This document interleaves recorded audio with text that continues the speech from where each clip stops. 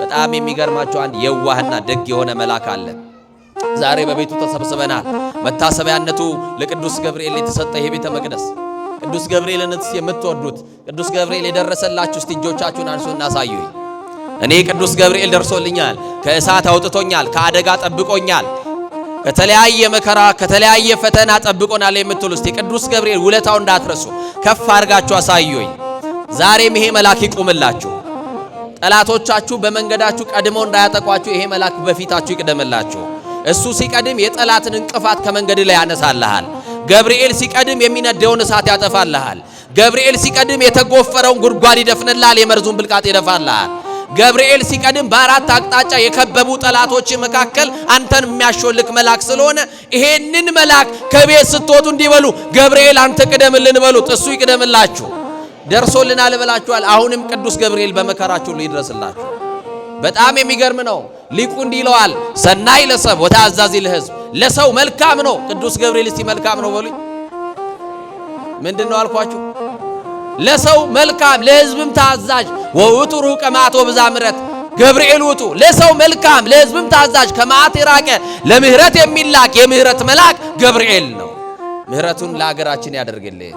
የምህረትን ዜና የሰላምን ዜና ይዞ ወደ ሀገራችን ይምጣልን።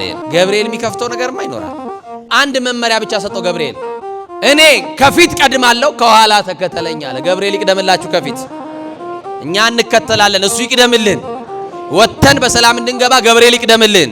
ተኝተን እንድንነሳ ገብርኤል ይቁምልን። እኔ ከፊት ሄዳለሁ አለ። እናቶቼ ባለማወቅ ገብርኤል ይከተላችሁ እንዳትሉሽ፣ ገብርኤል ይቅደምላችሁ ነው። ቅዱስ ገብርኤል የሰላም መልአክ ነው። እስቲ የሰላም መልአክ ነው በሉኝ። ሰላሙን ለሀገራችን ለኢትዮጵያ ይዘዝልን። ቅዱስ ገብርኤል የሰላም መልአክ ነው። የኪዳን መልአክ ነው። አዳኝ መልአክ ነው። ኃያል መልአክ ነው። የደስታ መልአክ፣ ከሳቴ ጥበብ ናዛዜ ሄዙናን፣ የሐዘንተኞች አጽናኝ ነው። ረዳዬ ምንዱባን ነው። የችግረኞች ሁሉ ረዳት ነው ገብርኤል። እሳት ይነዳል፣ በእሳት መካከል እንጠበሳለን። በእሳቱ መካከል እሳቱን ሊያጠፋ የሚታዘዘው መልአክ ደግሞ እሱ ነው። በሀገራችን እየነደደ ያለውን ያለ መግባባት እሳት ያጥፋልን። ወጥተህ በሰላም የምትገባው ሰላማዊ ሰዎች ስላሉ አይደለም። ሞትህን በሚያውጁሉ ሰዎች፣ መኖርህን በማይፈልጉ ሰዎች፣ በምቀኞች መካከል የምትኖረው ገብርኤል ከኛ ጋር ምን ስላለ ነው? ስላለ ነው። እሱ ጠባቂያችን ስላልተለየ ነው። ተኝተን የምንነሳው እቺን ሌሊት አያርፍም ብለው የሚወራደዱ ሰዎች ባሉበት ደግፎ የሚያነቃ መልአክ ስላለን ነው። አንሰ ሰገብኮ ኖም ኮተን ሳይኩስ እግዚአብሔር አንሳኒ እንላለን። እሱ ደግፎ ስላነሳ የጌታ መልአክ ይላል። እንደው በማርያም ከኔ ጋር በሉ የጌታ መልአክ። የማ መልአክ? የማ መልአክ? እስቲ ጥሩልኝ። የጌታ መልአክ ማን ነው? ቅዱስ ማን ነው? የጌታ መልአክ ሌሊት በጨለማ ሌሊት ጴጥሮስ ታስሮ እያለ በታሰረበት ቤት ውስጥ በሩ እንደተዘጋ የጌታ መልአክ ገባ ይላል። ያንቺ የተዘጋ ነገር ውስጥ የጌታ መልአክ ዛሬ ይገባል። ቅዱስ ገብርኤል አንተ የተዘጋ ነገር ውስጥ ይገባል። ቅዱስ ገብርኤል ነገር ሊለውጥ፣ እስራት ሊፈታ፣ ከጨለማ ሊያወጣ፣ ከጠላት ሊያስመልጥ ዛሬ ወደ ቤታችን ይምጣልን። ይሄ መልአክ ከእናንተ ቀድሞ ቤታችሁ ይግባላችሁ። በእናንተ ጥረት ያልተስተካከለውን ነገር ሊያስተካክልላችሁ ገብርኤል ይቅደምላችሁ። ጠላት ያዘበራረቀባችሁን ሊያስተካክል ገብርኤል ወደ ቤታችሁ ይሄድላችሁ። የልጅ በር የተዘጋባችሁ በልጅ ናፍቆት ለምትሰቃዩ የሚያበስረውን መልአክ ሲልክልህ ወንድ ልጅ ትወልዳለህ። የሚያበስረውን መልአክ እግዚአብሔር ወደ ሕይወታችሁ ሲልክ ገብርኤል ሲመጣ የመጀመሪያው ብስራት የመጀመሪያው ዜና እንዲህ የሚል ነው፣ ትጸንሳለህ፣ ትወልዳለህ፣ የተዘጋው ነገር ተከፍቶልሃል። ዛሬ በርህን የሚያንኳኳ ቅዱስ ገብርኤል ነው። የጌታ መልአክ የጌታ መልአክ ነው አሉ። አይደለም ጴጥሮስ ነው ስትል እንግዲያው በሩን እንክፈት ብለው ሄደው በሩን ሲከፍቱ ጴጥሮስ ነው። በቀን የታሰርከው እንዴት በሌሊት ተፈታ ሲሉ የጌታ መልአክ በእስር ቤት ውስጥ መጣና አገኘኝ፣ ጎኔን መታና አነሳኝ። እኔ ቀድማለሁ ተከተለኝ አለ። እኔ እሱን መከተል ሲጀምር በሮች ሁሉ ተከፈቱ አሉ። ገብርኤል ከፊት ሲቀድም ሁሉ በሮች ይከፈቱልናል። በስመ አብ ወወልድ ወመንፈስ ቅዱስ አሃዱ አምላክ ዘላለም ሥላሴ። ምድርና ሰማይ ሳይዘረጋ አመልማላትም ሳይበቅሉ የየብስም ፊት ሳይታይ ከዓለማት በፊት ለብቻው ሲመሰገን የኖረ ዓለምንም በግሩም ጥበቡ የፈጠረ ለኩነተ ሥጋ መጥቶ ከውድቀታችን ያነሳን ዕድሜ የጨመረልን አማኑኤል ዘመን የቀጠለልን አማኑኤል ነጭ ያለበሰን አማኑኤል፣ የሽበትን ክብር ዘውድ አድርጎ በራሳችን ላይ የደፋልን አማኑኤል፣ በማያኖሩ ሰዎች መካከል የሚያኖረን አማኑኤል፣ ወጥተን እስክንገባ ተኝተን እስክንነሳ የማይለየን አማኑኤል፣ በአደባባይ የነበረው ታሪካችንን በጓዳ የከተተልን አማኑኤል፣ ያየብንን ያላሳየብን የሰማብንንም ያላሰማብን ገመና ሸፋኝ ጓዳ ከታች ከባት ያበሳ የሆነው የድንግል ማርያም ልጅ መድህን ዓለም ኢየሱስ ክርስቶስ ኃጢአት በደላችንን ነውራችንን በምሕረቱ ከድኖ በምሕረቱና በይቅርታው አደባባይ ሁላችንም ስላሰባሰበን ክብርና ምስጋና አምልኮና ውዳሴ ለገናናው ስሙ ይሁን። ሊቃውንተ ቤተ ክርስቲያን፣ አበው ካህናት፣ አኀው ዲያቆናት፣ የሰበካ ጉባኤ አባላት፣ በዕለቱ ለዝማሬ የተጋበዘው ዘማሪ ወንድማችን ዲያቆን ዘርዓ ዳዊት እንዳልካቸው፣ ክቡራን የምትሆኑ የልዑል እግዚአብሔር ቤተሰቦች፣ የቤተ ክርስቲያን ልሳን የሆናችሁ የሚዲያ አባላት፣ በወደደን ባከበረን በሰላማችን ራስ በኢየሱስ ክርስቶስ ስም ሰላም እላችኋለሁ። እንደምን አደራችሁ? እንደምን አደራችሁ? አሜን። እንድናመሰግነው ፈቅዶና ወዶ የሌሊቱን ጨለማ አሳልፎ እችን ቀን እችን ብርሃን እንድናየረዳን ልዩ ሶስት አብ ወወልድ ወመንፈስ ቅዱስ ሥላሴ ስሙ የተመሰገነ ይሁን። ለቃል ርደት ለሥጋም እርገት መሰላል የሆነች የአዲስ ኪዳን ኪሩብ ከሰማይ የረቀቀች ዳግሚት ሰማይ በቀደመ ልመናዋ ፍጥረት የምታስምር አዛኝ የጻድቃን ወዳጅ የኃጥአን አማላጅ እናታችን አማላጃችን መመኪያችን በረሃብ ዘመን በልተን የጠገብንባት መሶባችን ድንግል ማርያም፣ በጥማት ዘመን ጠጥተን የረካንባት ጽዋችን ድንግል ማርያም፣ ልብሳችንም ጉርሳችንም ድንግል ማርያም፣ ዘመዳችን ወገናችን ድንግል ማርያም፣ የምንመረጎዝባት በጥራ ሃይማኖታችን ድንግል ማርያም፣ የምንመካባት የመመኪያችን ዘውድ ድንግል ማርያም፣ ከኃጢአት ስጥመት የዳንባት መርከባችን ድንግል ማርያም፣ የሕይወት እንጀራ የቀረበባት አማናዊት መሶብ ድንግል ማርያም፣ ከፍ ከፍ ያልንባት መታያችን ድንግል ማርያም፣ በደቂቀ አዳም በልዑላኑ በትሑታኑ በሰማይ በምድር በገነት በመንግሥተ ሰማያት በዚህም ዓለም ውድስት የሆነች የኢየሱስ ክርስቶስ እናት ድንግል ማርያም፣ መርገመ ሥጋ መርገመ ነፍስ የሌለባት በረከተ ሥጋ በረከተ ነፍስ እያማለደች የምታሰጥ ሥላሴ ክብር የክብር ክብር ያጎናጸፋት የኢየሱስ እናት የእኛም እናት ድንግል ማርያም፣ ክፉ ቀንን ያለፍንባት ድንግል ማርያም፣ እንባችን ታብሶባታልና ከሐዘን ከጭንቅ ከመከራ ወጥተንባት አርፈንባታል። ለኢየሱስ ክርስቶስና ለድንግል ማርያም ክብር ይሆንላት። የታላቁ መልአክ የቅዱስ ገብርኤል በመንገዳችን ሁሉ የጠበቀን የጠላትን ጉድጓድ የደፈነልን የጠላትን የመርዝ ብልቃጥ የደፋልን እኛ ከማናውቀው እሱ ከሚያውቀው ከድንገተኛ አደጋ ያስመለጠን ከሚነድ እሳት ውስጥ ነጥቆ ያወጣን የእግዚአብሔር አገልጋዩ ታላቁ መልአክ ቅዱስ ገብርኤል ስሙ የከበረና የተመሰገነ ይሁን። ወር በገባ በ19 የምናስባቸው ሁለት ታላላቅ የቤተ ክርስቲያን እንቁ አባቶች አሉ። የጻድቁ አባታችን የአቡነ አብየ እግዚእ፣ የጻድቁ አባታችን የአባ ስነ ኢየሱስ በረከትና ረድኤት በሁላችን ላይ ለዘላለሙ ጸንቶ ይኖር። ሊቃውንት ለአእምሮ ዋዘኞች ለጆሮ እግዚአብሔር ደግሞ ለልብ ይናገራል። ሊቃውንት ለአእምሮ ከነገሩን ዋዘኞችም ለጆሮ ካወሩልን የልብ ወዳጃችን እግዚአብሔር ለልባችን የሚነግረን ይበልጣል። ማን ያውቃል ምእመናን ዛሬ የማንን ቋጠሮ ሥላሴ እንደሚፈታ? ማን ያውቃል እግዚአብሔር ዛሬ የማንን እንባ እንደሚያብስ?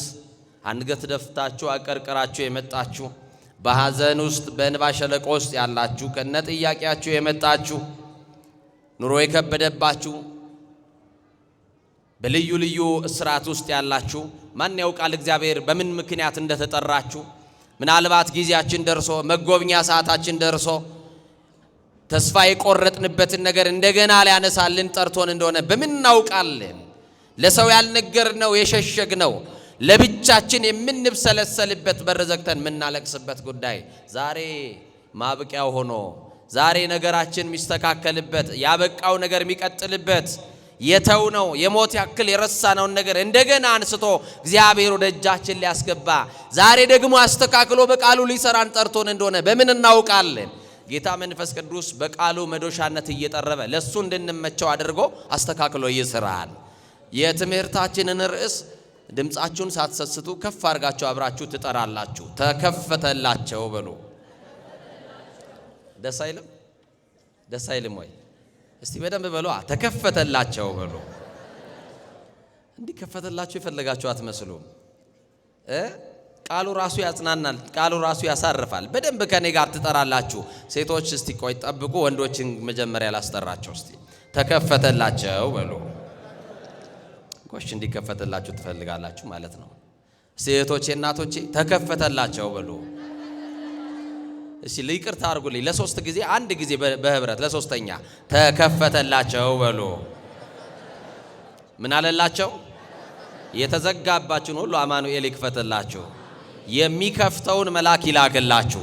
በተዘጋባችሁ ነገር ሁሉ ታላቁ መልአክ ቅዱስ ገብርኤል ይምጣላችሁ። ይህንን ቃል የምናገኘው በሐዋርያት ሥራ ምዕራፍ 12 ቁጥር 10 ላይ የምናገኘው መለኮታዊ ቃል ነው። ዛሬ በሕይወታችሁ ውስጥ ዝግትግት ላለባችሁ ነገር ሁሉ ቅዱስ ገብርኤል ልኮ ይክፈትላችሁ። ይህንን ቃል ተከፈተላቸው ብሎ በዚህ በሐዋርያት ሥራ ምዕራፍ 12 ቁጥር 10 ላይ በሩን የከፈተው አንድ የጌታ መልአክ ነው። የተከፈተለት ደግሞ የክርስቶስ እንደራሴና አገልጋይ ቅዱስ ጴጥሮስ ነው። እናቶቼ የተዘጋባችሁ የጤና በር አማኑኤል ይክፈትላችሁ። ወንድሞቼ የተዘጋባችሁን የሥራ በር አማኑኤል ይክፈትላችሁ። የተዘጋባችሁን የድል በር መድኃኔዓለም ይክፈትላችሁ። በፈረሰው ቅጥራችሁ ላይ አማኑኤል ሙሉ ሆኖ ይቆምላችሁ። የሚከፍት የሚዘጋ የተባለ የናዝሬቱ ተስፋ የማርያም ልጅ ኢየሱስ ክርስቶስ በተዘጋባችሁ ነገር ሁሉ ይምጣላችሁ። ወንጌላዊ ዮሐንስ ሲናገር እንዲህ አለ፣ ደጆች ተዘግተው ሳለ ኢየሱስ መጣ አለ።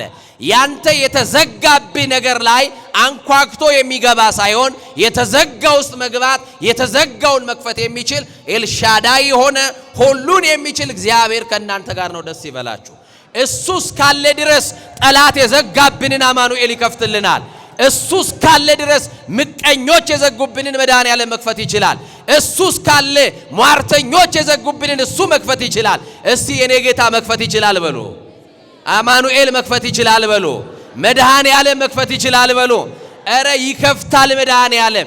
የተዘጋባችሁ ነገር ሁሉ በለቅሶ ውስጥ ያላችሁ ሰዎች ሲመጣና ሲከፍትላችሁ ለዘላለም እንባን ከጉንጮቻችሁ ላይ ያብሳል። እንባ ማበስ ብቻ አይደለም፣ አማኑኤል የእንባ ምንጮቻችሁንም ከዓይናችሁ ላይ ለዘላለም ያደርቀዋል። ኢትዮጵያውያን እናቶቼ፣ ኢትዮጵያውያን አባቶቼ የምታለቅሱ በለቅሶ ሸለቆ ውስጥ ጤና ጎሎባችሁ በጤና ማጣት የተነሳ ከሰውነት ተራ የወጣችሁ ከሰው በታች የሆናችሁ አንገት ደፍታችሁ ያላችሁ ሰዎች መቼ ይሆን የኔ ተራ? መቼ ይሆን የኔ ጊዜ? አማኑኤል እንደ ሰው የምታደርገኝ ቀና የምታደርገኝ መቼ ነው? ቀን የምትጠብቁ አማኑኤል ቀና ያርጋችኋ። መድኃኔዓለም ቀን ያውጣላችሁ፣ ቀን ያውጣልን። ደግሞ ይገርማችኋል የኛ ነገር እንዲከፈት እግዚአብሔር ወደ ልመናችን ሲያዘነብል፣ እግዚአብሔር ወደ ጸሎትሽ ሲመለከት የሚከፍተውን መልአክ ይልከዋል። ስሙ ደግሞ ገብርኤል ነው። ታማኝ የሆነ አገልጋይ የሚከፍት ብቻ አይደለም፣ ከገባንበት ጥልቅ ጉድጓድ ውስጥ የሚያወጣ ታላቅ መልአክ ነው። ወገኖቼ ምእመናን እግዚአብሔርን መስማት ስንጀምር የትኛውን በር ይከፈታል? ማንም መስማት ስንጀምር ወንጌል የተዘጋን ልቦና ይከፍታል። ወንጌል የተዘጋን የህሊናን ደጅ ይከፍታል። ወንጌል የተሸዋረረን የእይታችንን ያስተካክላል። እግዚአብሔርን መስማት አሁን እግዚአብሔርን ካለ መስማታችን እንጂ እግዚአብሔርን መስማት ብንጀምር የተዘጉብን በእኛ ጥረት ሳይሆን እሱን መስማት ስንጀምር ብቻ ይከፈታሉ። ወንጌል የተሰበረውን ሰው ጠግኖ እኮ ያቆማል። የእናቴ ልጆች እሱን ስሙ። አሁን ጊዜያችሁን መስዋዕት አድርጋችሁ የቆማችሁ ሰዎች እግዚአብሔር እየጠገናችሁ እንደሆነ አስተውሉ። የተሰበራችሁ ሰዎች፣ ቅስማችሁ የተሰበረ ሰዎች፣ አው ሰዎች ወደው ይጠላሉ፣ ሰዎች አፍቅረው ይከዳሉ፣ ሰዎች ስመው ይነክሳሉ፣ ሰዎች ወረተኞች ናቸው። ቃል የገቡልን ሰዎች የሉም። የወደዱን ሰዎች ጠልተው ሊሆን ይችላል። ያፈቀሩን ሰዎች ከርተው ሊሆን ይችላል። በየትኛውም ስብራቱ ስላላችሁ ሰዎች እሱን መስማት ስትጀምሩ ብቻ ትጠገናላችሁ። ማንን እንስማ? አሁን እስቲ ጥያቄ ልጠይቃችሁ። የትኛው በር ቢከፈትላችሁ ትፈልጋላችሁ? አሁን ለቅሶ በቤታችን አለ። የተለያየ ጉዳይ ነው የሚያስለቅሰን። አንድ ማጣት ያስለቅሳል፣ ሌላው ማግኘቱ ያስለቅሰዋል። አንዱ ጤና ጎድሎበት ያለቅሳል፣ አንድ ደግሞ ገንዘብ አጥቶ ያለቅሳል። አንዱ ሰላም ደፍርሶበት ያለቅሳል፣ አንድ በቤቱ መስማማት አቅቶ የነገር እሳት እየነደደበት በትዳሩ ያለቅሳል። የመረጠው ምርጫ ደም እንባ ያስለቀሰውም ያለቅሳል። እምናለቅስበት ጉዳይ ይለያይ እንጂ ሁላችንም ለቅሶ ውስጥ ነው ያለነው። በአገር ጉዳይ እናለቅሳለን። በተለያየ ሁኔታ ውስጥ ያለን ሰዎች ለቅሶ ላይ ነው ያለነው፣ እናለቅሳለን።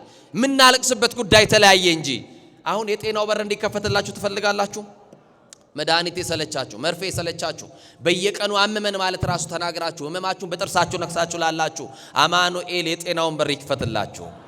የደስታው በር እንዲከፈትላችሁ ትፈልጋላችሁ? ኑሯችሁ ለቅሶ ብቻ የሆነ ኑሯችሁ ወር አላደርስ ብሏችሁ በኑሮ የተነሳ የምትሰቃዩ ልጆቻችሁን ትምህርት ቤት ልካችሁ ማስተማር ከብዷችሁ ዛሬ በኑሮ ሸለቆ ውስጥ ያላችሁ ሰዎች ትኖራላችሁ። እግዚአብሔር የደስታውን በር፣ እግዚአብሔር የበረከትን በር ይክፈትላችሁ። ማን መክፈት ይችላል እያለን ነው?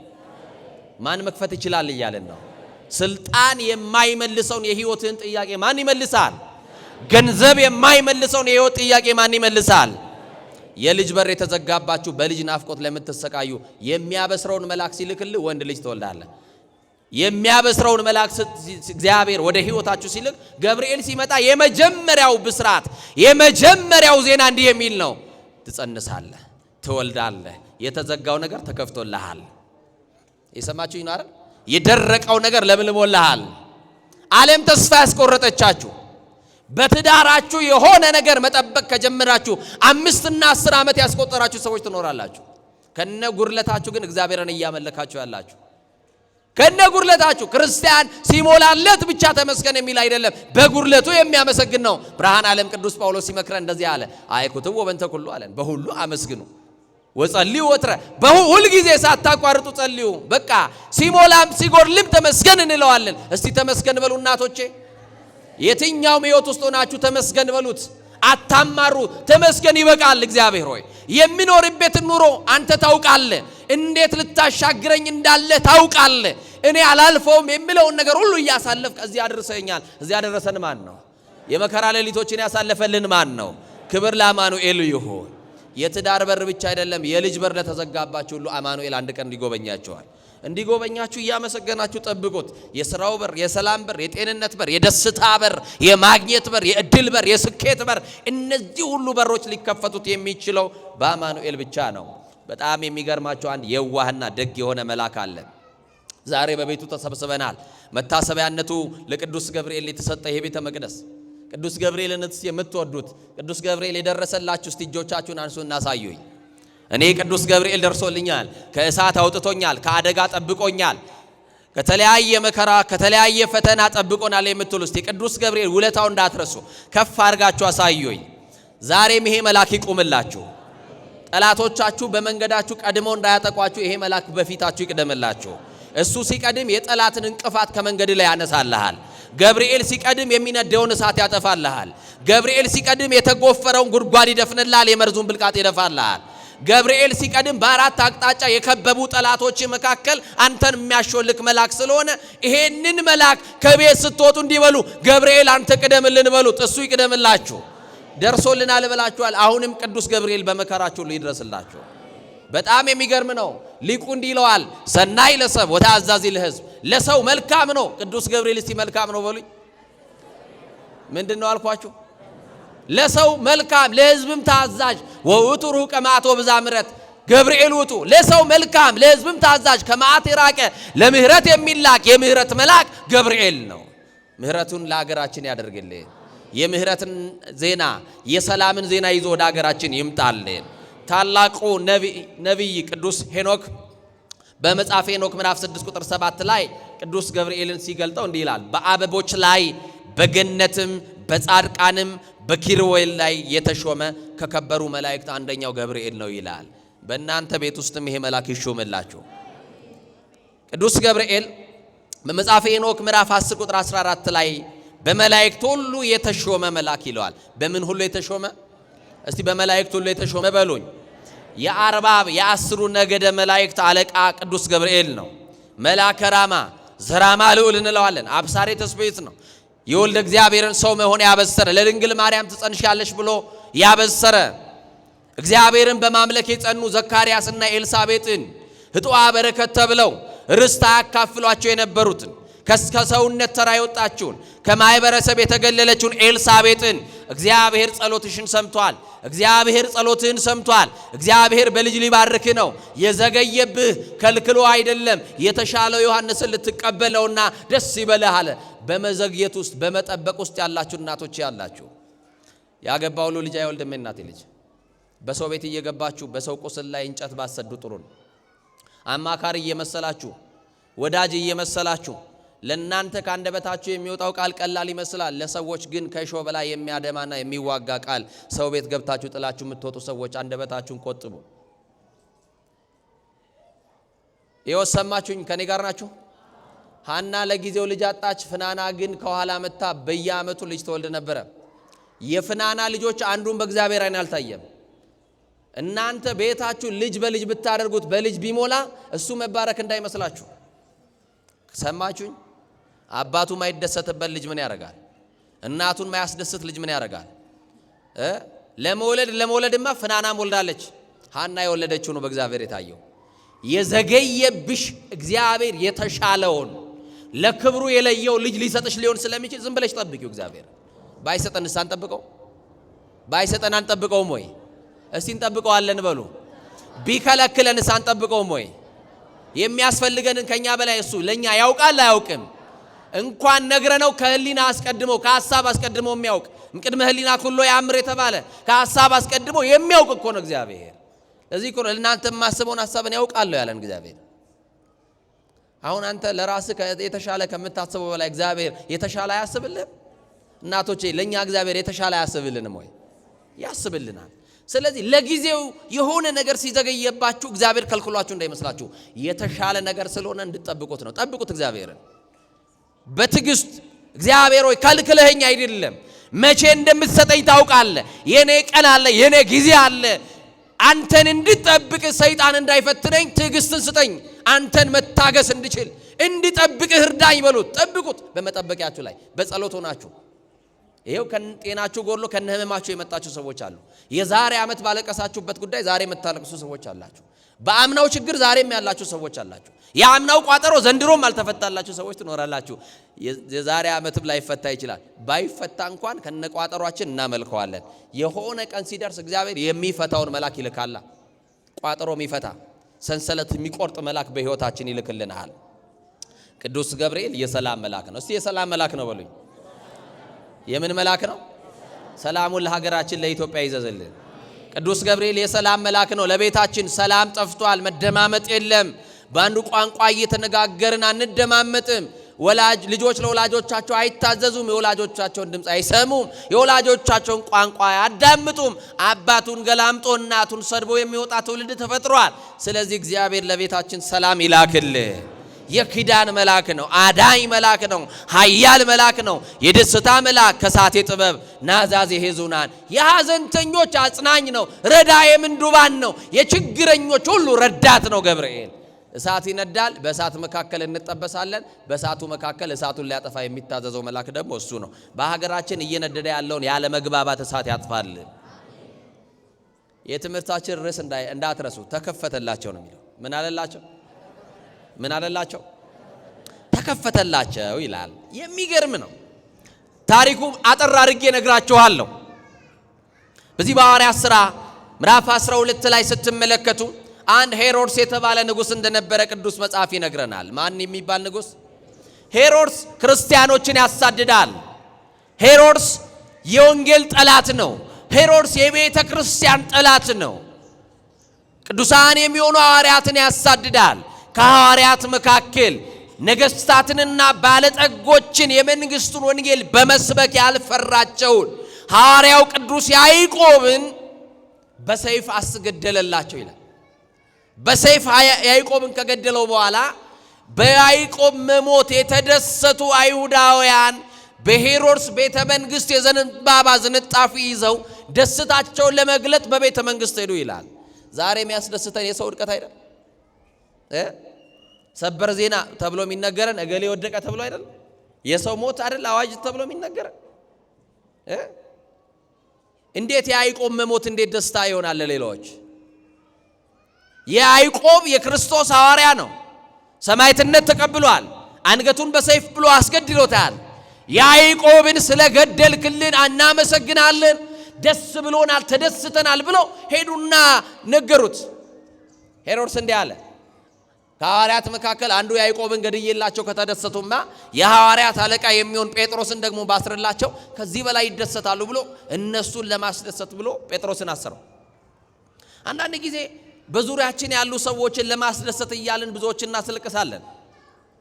ባለጠጎችን ለማስደሰት ብለን ድሆችን እንገፋለን። ባለጠጎችን ለማስደሰት ብለን የድሆችን እንቀማለን። የሰራተኛ ደሞዝ የምንቀማ ክርስቲያኖች አለን። ሲኒ ሰበረች ብለን ሻንጣ ሙሉ ልብስ የምንቀማ ሰዎች እንኖራለን። የእግዚአብሔር ልጆች ልብ አድርጎ በያዕቆብ መሞት ደስታቸውን ስለነገሩት ጴጥሮስን ከማርቆስ እናት ቤት ተሰብስበው ከሚጸልዩበት ቤት እሱን ብቻ ነጥሎ በቀን ወደ እስር ቤት አደረሰው። ጴጥሮስ ማን የሚከራከርለት አለ? ደና ቤተሰብ የለው። ቤተሰቡን በትኖ ክርስቶስን ተከትሏል። ሚስቱ መታዋ ሳታወጣ ሚስቱን ትቶ ነው የተከተለው ክርስቶስን። ልጆቹን በባህር ዳር ትቷቸው ነው ሄደው። ጴጥሮስ ያለው ብቸኛ አዳኝ ክርስቶስ ብቻ ነው። ማን አለ አጠገብህ? የቱ ዘመን ረድቶ እዚህ ደረስክ? የትኛው ደና ቤተሰብ አገዘሽ?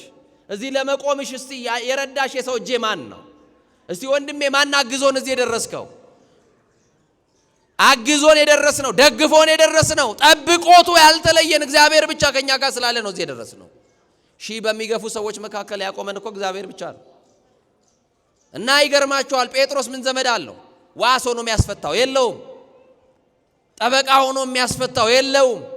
ጴጥሮስ ወደ እስር ቤት ሲሄድ አብሮት የታሰረው ክርስቶስ ነው። እሱም ብቻ ይዞት ሄደ። ከጴጥሮስ ጋር የነበረው መድኃኔዓለም ነው። ጴጥሮስ የሚያገለግለው ክርስቶስ፣ ጴጥሮስን ለአገልግሎት የለየው ክርስቶስ፣ ጴጥሮስም ለአገልግሎት የተለየለት ክርስቶስ፣ ጴጥሮስን ድጋሚ በንስሐ አጥቦ ያቆመው ክርስቶስ ነው። በጴጥሮስ መታሰር ምክንያት በቤተ ክርስቲያን ጸሎት ይደረግ ነበር ይላል። ምእመናን ለእናንተ ቤተ ክርስቲያን ለልጆቿ ትጸልያለች ስለታሰሩት ብላ። ይኸው በእንተ ቅድሳት የሚለውን ጸሎት በቅዳሴ ላይ ስሙ። ስለታሰሩ ወገኖቻችንን ማልዳሃለን ትላለች። አዎ በልዩ ልዩ ስርዓት ውስጥ ነን። አስማተኛ ያሰረዋል፣ ጠንቋ ያሰረዋል፣ መተተኛው ያሰረዋል፣ ክፉዎች ያሰሩታል። በሐሰት ምስክር ደግሞ በገዢዎች ቀንበር ወድቀው የታሰራል። በልዩ ልዩ ስርዓት ውስጥ ታስረናል። በኃጢአት ገመድ ታስረናል። በዝሙት ገመድ ተተብትበን ታስረናል። በልዩ ልዩ ስርዓት ውስጥ ነው ያለ ነው። ዛሬ ከታሰርንበት ስርዓት ሁሉ የሚፈታው መልአክ ልኮ እግዚአብሔር ይፍታል።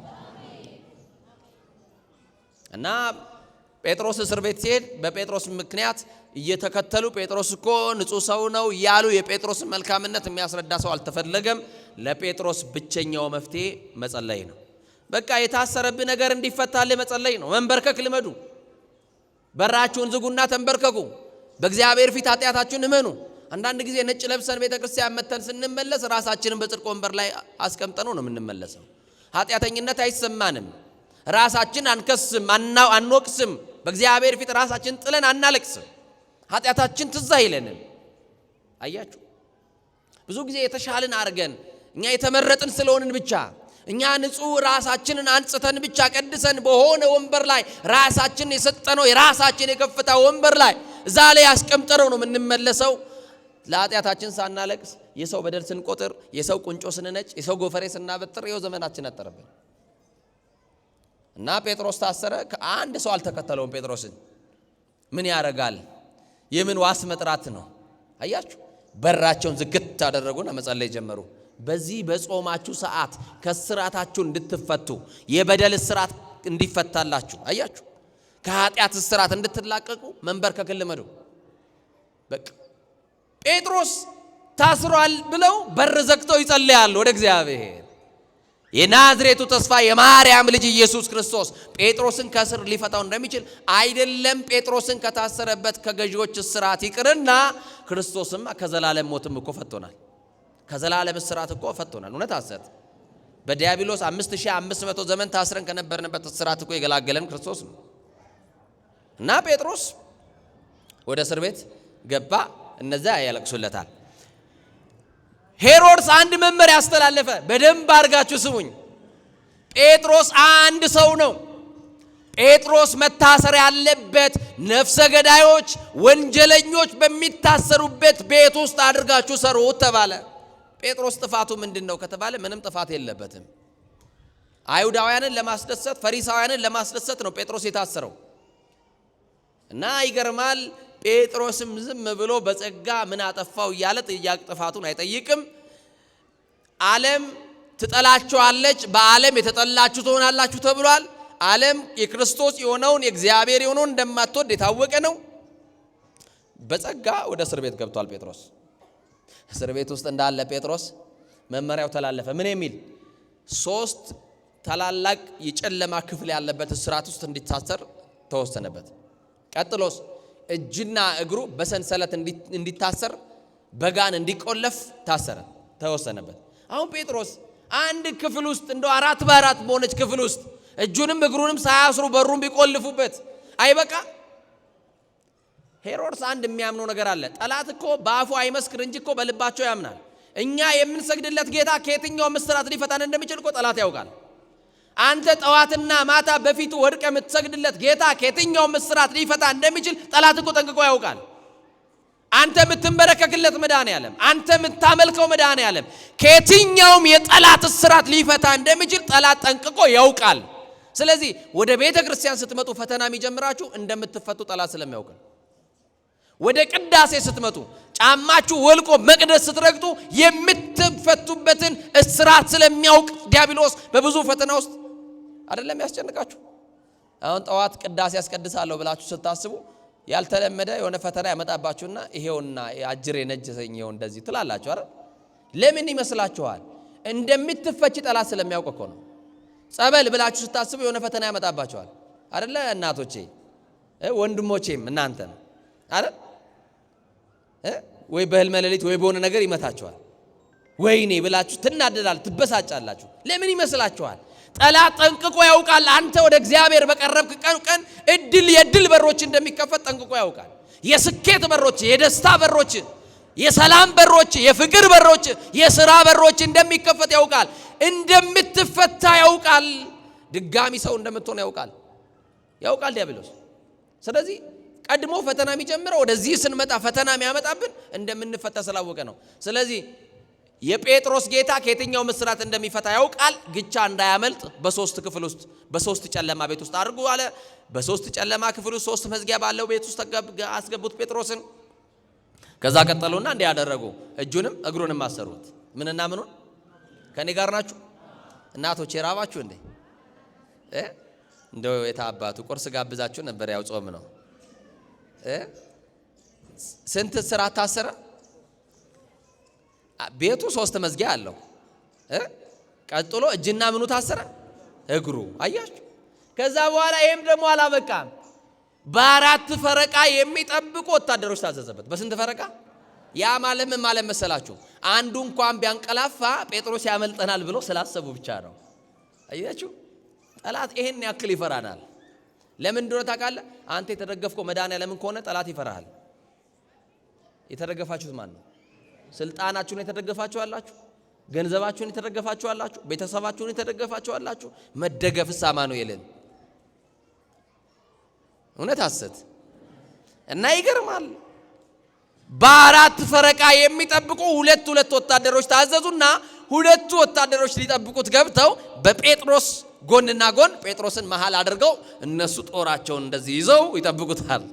ጴጥሮስ ያመልጣል እኮ ነው። አሁን ጴጥሮስ ሰንሰለቱ ታስሯል፣ እጁ ታስሯል፣ እግሩ ታስሯል፣ ቤቱ ተቆልፏል።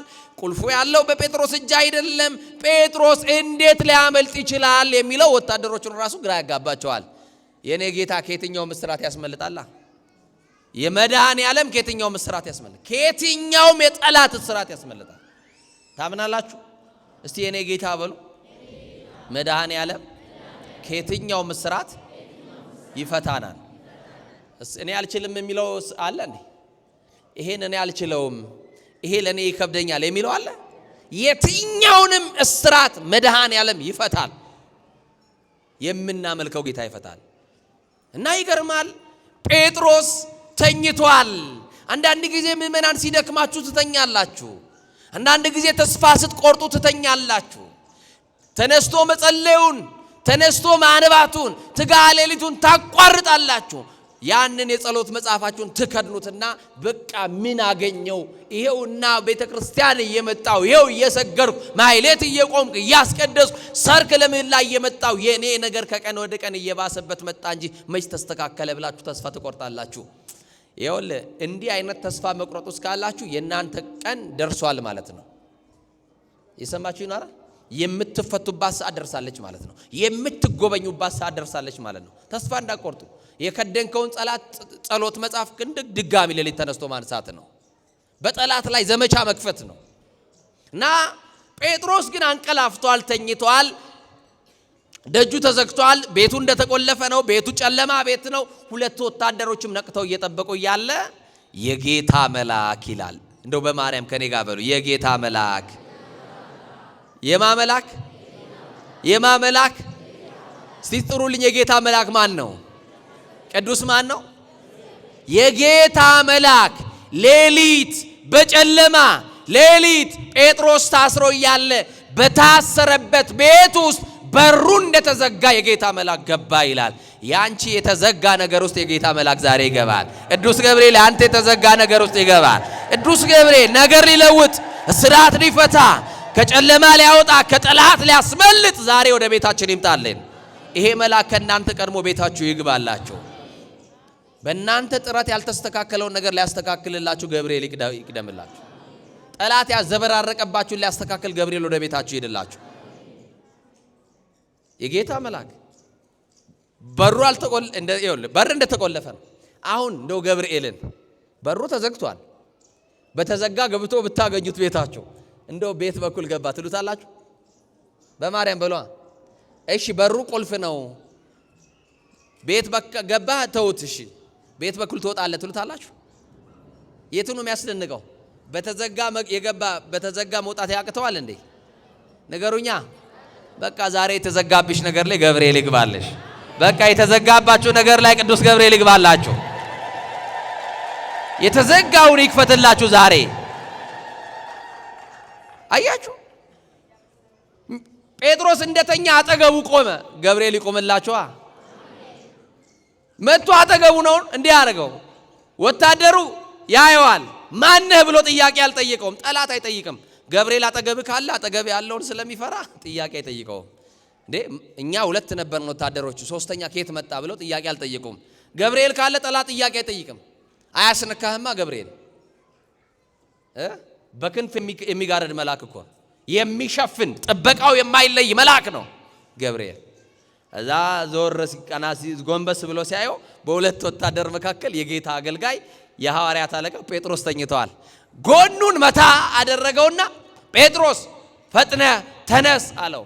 ይሄ መልአክ ዛሬ ከዝሙቱ አልጋ ያንሳችሁ፣ ከርኩሰት አልጋ ያንሳችሁ፣ ከኃጢአት ወንበር ላይ ያንሳችሁ፣ ከዘረኝነት ወንበር ላይ ያንሳችሁ። ተነስ አለው። በቃ የሚያነሳ መልአክ ነው። መሬት ላይ የወደቀባችሁን ከእጃችሁ ወጥቶ የተበተነውን ወደ እጃችሁ ይሰብስብላችሁ። ይሄ መልአክ ተነስ አለው። ያንቺም ነገር ገብርኤል ሲመጣ እንደ አዲስ ያነሳላችኋል። ነገራችሁን ያነሳላችሁ።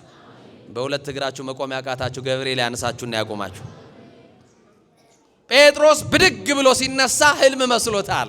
ሰማችሁኝ? ኧረ እግዚአብሔር ከሚያደርግልሽ ነገር የተነሳ ህልም የምታይ እስኪመስልሽ ድረስ ታላቅ ነገር በእናንተ ህይወት ውስጥ በገብርኤል ይደረግላችኋል። ተነሳ። ሲያይ ሁለት ወታደሮች እንደነቁ ናቸው። ፍጥጥ ብሎ ያዩታል። የጌታ መልአክ ነው መሃል ላይ ያለው፣ ከጴጥሮስ ጋር ያለው። እስቲ ከኔ ጋር ያለው ገብርኤል ነው በሉ በማርያም። ወጥተህ በሰላም የምትገባው ሰላማዊ ሰዎች ስላሉ አይደለም። ሞትህን በሚያውጁሉ ሰዎች፣ መኖርህን በማይፈልጉ ሰዎች፣ በምቀኞች መካከል የምትኖረው ገብርኤል ከኛ ጋር ምን ስላለ ነው። እሱ ጠባቂያችን ስላልተለየ ነው። ተኝተን የምንነሳው እቺን ሌሊት አያርፍም ብለው የሚወራደዱ ሰዎች ባሉበት ደግፎ የሚያነቃ መልአክ ስላለን ነው። አንሰ ሰገብኮ ኖም ኮተን ሳይኩስ እግዚአብሔር አንሳኒ እንላለን። እሱ ደግፎ ስላነሳን ደግፎ ምን ስላለን የትምህርታችን ርዕስ ንገሩኛ። እሰይ ምንድነው? ዛሬ ደስ ብሏቸዋል። በደንብ እስቲ ተከፈተላቸው። ቃሉ ራሱ ደስ አይልም? ምን አለላቸው? እንደው ባዛኝቷ ድገሙት። ይሄው ጠላት ይሰማል። ዛሬ የሚከፈት ነገርማ ይኖራል። ገብርኤል የሚከፍተው ነገርማ ይኖራል። መድኃኔ ዓለም የሚከፍተውማ ነገር ይኖራል። በእምነት ይደረግልናል አይደረግም? ከዛ በኋላ አንድ መመሪያ ብቻ ሰጠው ገብርኤል። እኔ ከፊት ቀድማለሁ ከኋላ ተከተለኝ አለ። ገብርኤል ይቅደምላችሁ ከፊት፣ እኛ እንከተላለን፣ እሱ ይቅደምልን። ወጥተን በሰላም እንድንገባ ገብርኤል ይቅደምልን። ተኝተን እንድንነሳ ገብርኤል ይቁምልን። እኔ ከፊት ሄዳለሁ አለ። እናቶቼ ባለማወቅ ገብርኤል ይከተላችሁ እንዳትሉ እሺ። ገብርኤል ይቅደምላችሁ ነው። እሱ ነው መቅደም ያለበት። የጠላት እንቅፋት እንዳያገኘን እሱ ይቅደምልን። ከመንገድ የተቀመጠውን የጠላት እንቅፋት እኮ የሚያነሳው ገብርኤል ነው። መረብ ይወጥራል ጠላት፣ የመረቡን የሚበጣጥሰው ገብርኤል ስለሆነ እና ገብርኤል እኔ ከፊት ሄዳለሁ አንተ ተከተለኝ አለው። በሩ እኮ እንደተዘጋ ነው። መክፈቻ ይዞ አይደለም ገብርኤል የሚሄደው። መክፈቻው የተቀመጠው በመቶ አለቃው እጅ ነው። በወታደሮቹ አለቃ እጅ የተቀመጠ ነው። ገብርኤል ጋር የሌለማ ምን መክፈቻ አለ? ሁሉን የሚከፍት ቁልፍ አለው። ይከፍታል አይከፍትም? ከማተልኮ ማናዞት ስለመጣ ማልኮት ስለመጣ በሩ ጋር ሲጠጋ በሩ ራሱ ይከፈታል። በሩ ጋር ሲጠጋ በሩ ይከፈታል። ሁለት በሮችን አሳለፈው። የተዘጋው የናንተ ሁለት በር ይሁን፣ የጤናና የሰላም በር እሱን ይክፈትላችሁ።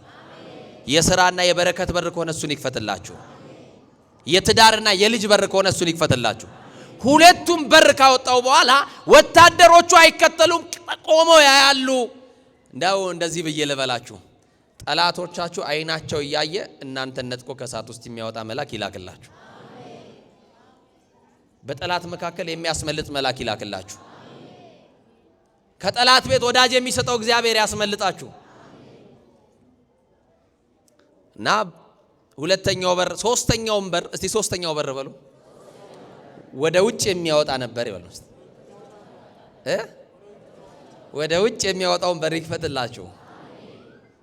ሶስተኛው በር ወደ ከተማ የሚያወጣ በር፣ ወደ ብርሃን የሚያወጣ በር፣ ወደ ነበረበት ቦታ የሚመልሰው በር ነው።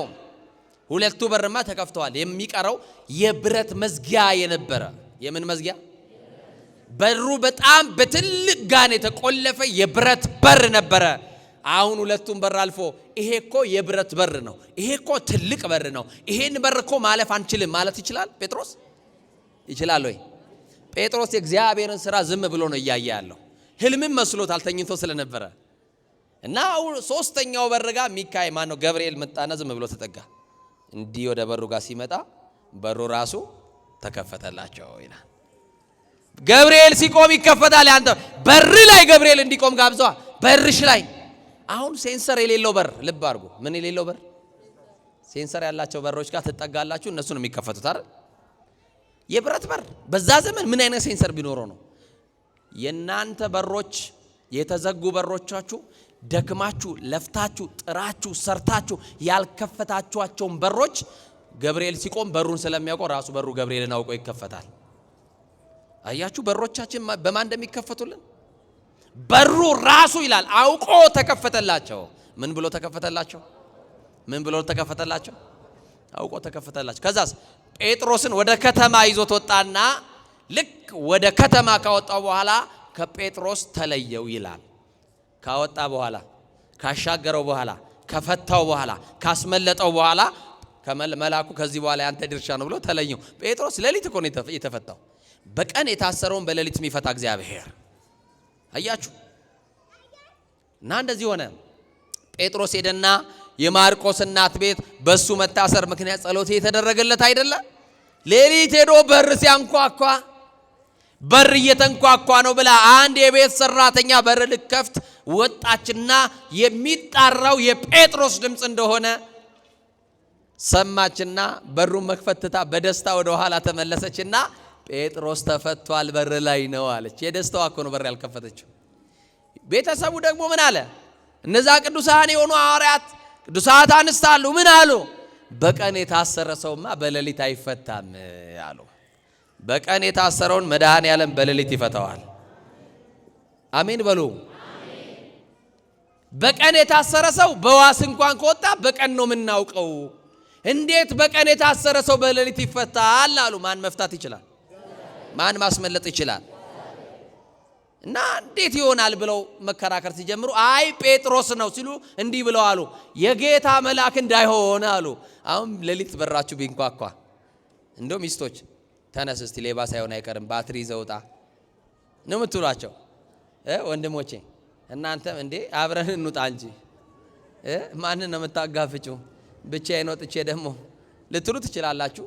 ደግሞ ደፈር ቆፍጠን ያለ ሰው ደግሞ የታባቱ ብሎ ሊወጣ ይችላል። ያው አላውቅም፣ ግን በር ቢንኳኳ ሌሊት ሌባ ነው ልትሉ ትችላላችሁ አይደል? እዛ ቤት ያለውን እምነት አያችሁ። ሌሊት በር ሲንኳኳ ማን ነው አሉ? የጌታ መልአክ ነው። እስቲ የጌታ መልአክ ነው በሉ። ዛሬ በርህን የሚያንኳኳ ቅዱስ ገብርኤል ነው። የጌታ መልአክ የጌታ መልአክ ነው አሉ። አይደለም ጴጥሮስ ነው ስትል እንግዲያው በሩን እንክፈት ብለው ሄደው በሩን ሲከፍቱ ጴጥሮስ ነው። በቀን የታሰርከው እንዴት በሌሊት ተፈታ ሲሉ የጌታ መልአክ በእስር ቤት ውስጥ መጣና አገኘኝ፣ ጎኔን መታና አነሳኝ። እኔ ቀድማለሁ ተከተለኝ አለ። እኔ እሱን መከተል ሲጀምር በሮች ሁሉ ተከፈቱ አለው። ገብርኤል ከፊት ሲቀድም ሁሉ በሮች ይከፈቱልናል። በኢትዮጵያ በሀገራችን እንዲሆነ ምእመናን በሄድኩበት እግዚአብሔር በቅዱሳኑ የሰራውን ድንቅ ነገር እናገራለሁ። ልጅ የላትም በትዳሯ ምን የላትም? ይሄን ተአምር በደንብ አድርጋችሁ ስሙ። ልጅ የላትም። ቤተ ክርስቲያን በሰፈሯ ያለው በአቅራቢያው አጥቢያዋ ቅዱስ ገብርኤል ነው። ማን ነው? እና ይቺ ሴት የምትኖረው በገጠሪቱ የኢትዮጵያ አንዲት ከተማ ላይ ነው የምትኖረው።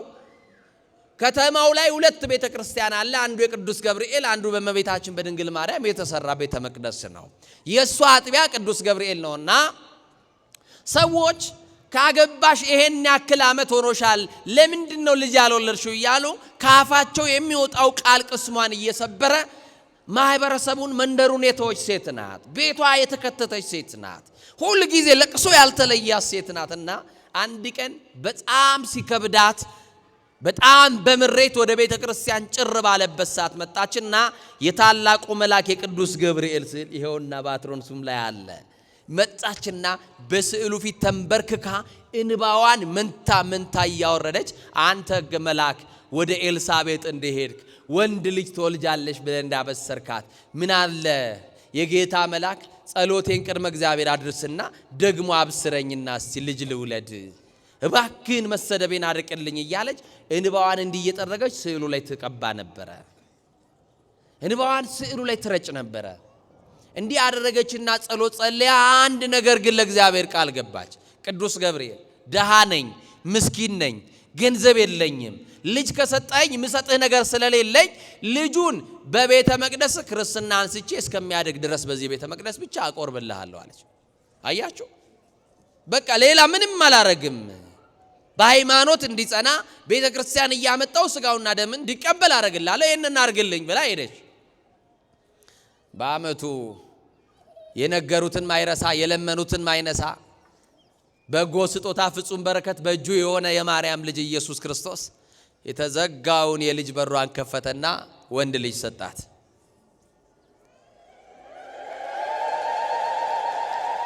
ወንድ ልጅ ወለደች። ከዛ በኋላ ያ ሁሉ የለቅሶ ዘመን አለፈ። የሰደቧት፣ ያሽማጠጡባት፣ ያሟት፣ የቦጨቋት፣ የከታተፏት አቤት እኛ ስንችልበት፣ አቤት መቆራረጥ፣ አቤት መከታተፍ፣ አቤት አሁን ጎመን እየበላን ግን ስጋው ተጀምሯል። አሁን ዝልዘላው፣ ቡጨቃው፣ አቤት ሀሜቱ አያደርስ እኮ ነው። ቤተ ክርስቲያን መተን መቅደስ ውስጥ እኮ ምናማገው ደፋሮች ነን እኮ ታውቃላችሁ። ነጠላችንን ብቻ አፋችን ላይ ጣል እናደርግና ይኸው መጣ እኮ ገሌል ነው። እንዲህ ነው የምንባባለው። ኧረ እግዚአብሔር ይማረን በእውነቱ። በምህረት አደባባይ ቆመን እንኳን ነገረኞች ሆነናል። ሰው ምናማ ሆነናል። እና እግዚአብሔር መቼም እንደው ለአፋችን ጠባቂ አኑርልን። ቅዱስ ዳዊት የጸለየው እንደዛ ስላለ ጠባቂ አኑርልን። እና ይገርማችኋል እነዛ የሰደቧት ሁሉ እንኳን ማርያም ማረችሽ እያሉ የደስታዋ ተካፋይ ሆኑ። ጠላት እንደዚህ አፈረላት። ጠላቷ ማን አሳፈረላት? የሰደቧትን ያሽሟጠጡባት ማን አሳፈረላት? ማን በልጅ ባረካት? ልጅ መስጠት የሚችል ሰው አለ ወገኖች? ልጅ መስጠት የሚችል ባል አለ ወይ? ልጅ የማስጦታ ነው። የማስጦታ ነው። የሌላችሁ እግዚአብሔር የተባረከ ልጅ ይስጣችሁ። ለሐና ሳሙኤልን ሰጥቶ እንደ ካሳት ለክብሩ የተለየ ልጅ እግዚአብሔር ይስጣችሁ። ለጸጋ ዘአብ ተክልዬ ለስምዖንና ለአቅሌስያን ገብረ ሕይወትን የሰጠ እግዚአብሔር ለፍሬ ብሩክና ለዮስቴና ሀብተ ማርያምን የሰጠ ለእናንተም የተባረከ ዘር ይስጣችሁ። እና ይገርማልና በደስታዋ ብዛት የተነሳ የልጁ ክርስትና ቀን ደረሰ። የት ነው አስነሳለሁ ያለችው? የት ነው? ቅዱስ ገብርኤል። እና ልትታረስ የሄደችው እናቷ ቤት ስለነበረ የእናቷ ቤት ደግሞ ማርያም ቤተክርስቲያን ጋር ነው። የት ቤተክርስቲያን? እንዲህ አሏት፣ ገብርኤልም ቤተክርስቲያን ነው፣ ማርያምም ቤተክርስቲያን ነው። ያው ነው ዋናው ክርስትና መነሳቱ ስለሆነ እዚህ ቤተክርስቲያን ክርስትናውን አንሺ ያሏትና ማርያም ቤተክርስቲያን ሄደ ልጁ። ጥምቀተ ክርስትናን ተጠመቀ፣ ወደ ቤተ መቅደስ ገባ። አብራት ምንድነው የምትሉት እናንተ? ክርስትና እናንተ ስታነሱ አብሮ የሚያቋቁማችሁ ሰው አለ አይደል? ሕፃኑን ያዘችላት ልጅ ነበረች። የሚቆርብበት ሰዓት ስጋ ወደ ቅዱስ ቁርባኑ ሕፃኑን ጠጋ ሲያደርጉት ሕፃኑ አይኑ እንደጨፈነ ነው። አረ ተኝቷል ቀስቀሽው አሉ ቄሱ። ከዛ አይኑ ሲያርጉ አይኑ እንደዛው ገልጦ ቀረ። ምንድነው ሲሉ ልጁ እኮ ሞቷል አሉ ካህኑ። ልጁ ምን ብሏል? እና እናት ደነገጠች፣ የያዘችውም ልጅ ደነገጠች። ልጅሽ እኮ በሕይወት የለም እያየሽ ነው ቀዝቅዟል እኮ አሏት። ምን አለች እናት? እንባዋን እያረገፈች እየተንቀጠቀጠች ቅዱስ ገብርኤል አንድ ነገር በድያለሁ፣ ቃሌን አጥፌያለሁ፣ ስለቴን በልቻለሁ፣ አሁን አስታውሻለሁ፣ ቅጣት ነው ይገባኛል፣ ግን በልጅ አትቅጣኝ። በልጅ ያለቀስኩበት ቀን ብዙ ጊዜ አልቅሻለሁ በልጅ፣ ዛሬም ድጋሚ በልጅ አላልቅስ አለችና እንዲህ አለችው ለካህኑ። ቄስ ባለ መድኃኒት ነው አባቴ ካህኑ። ሬሳ ነው አስከሬን ነው አውጪው እያልከኝ ነው አይደል? አዎ የክርስቶስ ደም ከኃጢአት ሁሉ ያነጻናል እያላችሁ የምታስተምሩን እናንተ ናችሁ። የክርስቶስ ደም ልጄንም ከሞት ያነሳዋልና እባክህ እምቢ እንዳትለው፣ በጣትህ አድርገህ አፉ ላይ ደሙን ብቻ አድርግልኝ ልጄ ይነሳል አለች።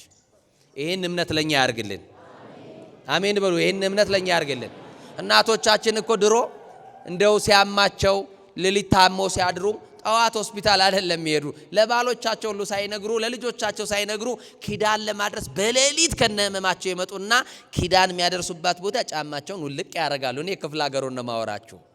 ከዛ በኋላ ውልቅ ያደርጉ ይቆሙና የኪዳኑ ጸሎት እንዳለቀ ያቺን ጤዛዋን ታውቃላችሁ፣ ሳር ላይ ያለችዋን ጤዛ ብስብስ ያደርጉና መድኃኔዓለም አንተ ፈውሰኝ፣ ስላሴ አንተ ፈውሰኝ ይሉና የታመሙት ቦታ ላይ እሽት እሽት አድርገው ድነው ወደ ቤት ይመለሱ ነበር።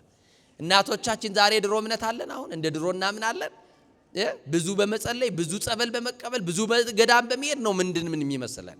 እና ይሄ እምነት ነበራትና ካህኑ እንደ እምነትሽ ይደረግልሽ እኔ አልከለክልሽም አለና በጣቱ አርጎ እንዲህ በእጁ በጣቱ ጠምቶ አፉ ላይ ሲያስቀምጥለት አይኑን ግልጥ አደረገ። ይሄ የሆነው በቅዱስ ገብርኤል ቤተክርስቲያን፣ በቅዱስ ገብርኤል ቤተክርስቲያን ተስላ በስዕሉ ፊት ወድቃ ልጅ አገኘች። ልጁ ቢሞትባትም ቅዱስ ገብርኤልን ጠርታ ከሞት ተነሳላት። የሞት ያክል የረሳችሁትን ነገር ቅዱስ ገብርኤል ያንሳላችሁ። እና ዛሬ ምን አለላቸው እያልኩሽ ነው? ተከፈተላቸው። የጤና በር እንዲከፈትልን፣ የልጅ በር እንዲከፈትልን፣ የተዘጉብን በሮች ሁሉ በቅዱስ ገብርኤል አማላጅነትና ጸሎት እንዲከፈትልን ጌታ መንፈስ ቅዱስ ሁላችንን በቸርነቱ ያግዘን።